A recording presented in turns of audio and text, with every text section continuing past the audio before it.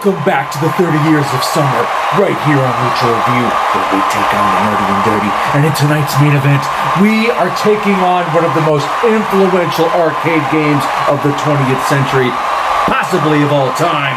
We are taking on Street Fighter 2. Capcom, I know you're listening. You hear me out. There is no amount of tiger uppercuts or yoga flames in this world to knock us down for the 1, 2, 3. Give us all you got. Tag yourselves in and let's take on the nerdy and dirty.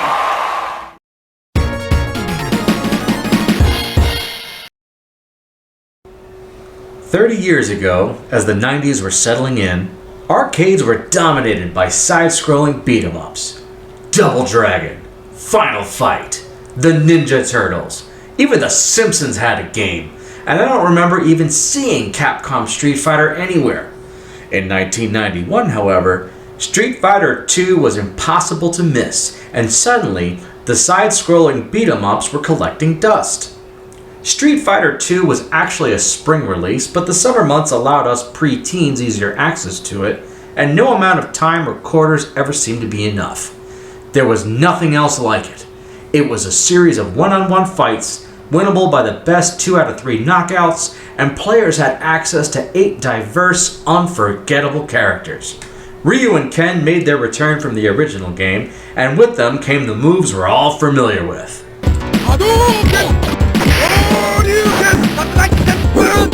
Maybe you weren't a karate guy. Maybe you preferred to try your luck as a sumo wrestler, or a pro wrestler, or a marine, or a feral jungle creature, or the first lady of fighting games, or a yoga practitioner who could stretch his arms and limbs and spit fire. The DDP yoga program sure as shit doesn't teach that. Clearly, the game had a diverse cast of iconic characters, each with their own story, and the crowds around the arcades never died down. No matter how many beatings we took, we still wanted more, and 1 year later, Capcom delivered. Street Fighter 2 was upgraded with its Champion Edition, and now, players could fight as Balrog the Boxer, Vega the Underground Cage Fighter, Sagat the Muay Thai Master, and my favorite, M. Bison the Evil Dictator. Later that same year, here comes a new challenger!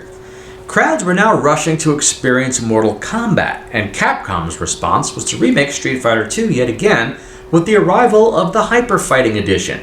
The game played faster while new moves were added, and in addition, new color schemes were assigned to the roster, and for characters like Zangief, it made no sense. He looks like he raided a box of ice pops before he came out for this beating. Hyper Fighting did little to keep up with Mortal Kombat's popularity. In fact, it did nothing at all. By early '93, Capcom looked to be down for the count, but they'd be back in the fight before the year was out. With another remake of Street Fighter 2. Enter the new Challengers, a version with 4 new characters, and not a single one of them was as fun to play as Mortal Kombat Scorpion or Sub-Zero. Actually, they weren't fun to play at all. By this point, 2 years after the game's initial release, players wanted a Street Fighter 3, not a Street Fighter 2 Champion Edition, or Hyper Edition, or Christmas Edition, or whatever other color lipstick Capcom wanted to try on the same pig.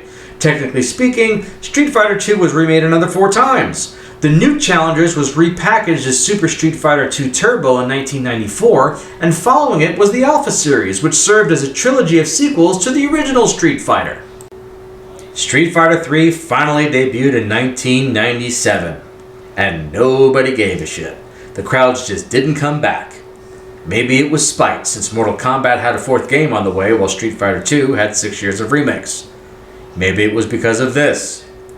Maybe it was because the new characters weren't interesting, because I sure as hell didn't want to play as a one-armed zombie living in a cave. It's a shame too, because the game had beautiful 2D graphics and animation. It was easily the best there was at that time, before everyone made the move to 3D. The age of arcades was over soon after, but without a doubt, Street Fighter 2 provided many fond memories to anyone with a pocket full of quarters. It's the godfather of fighting games, and to this day, fans assemble from around the world to play it in tournaments. Did it have to be remade 178 times? Absolutely not, and that's why Street Fighter 2 will have to settle for main event status. In my eyes, the game's legacy was sullied by Capcom's arrogance and greed. It became a cash grab, like a Star Wars movie or a Metallica album, sloppily thrown together with the expectation that fans will beg to throw money at it. Street Fighter II arrived in the Super Nintendo in 1992 with a price tag of $80. That's high for even today's standards, especially when you're only getting the standard version of the game.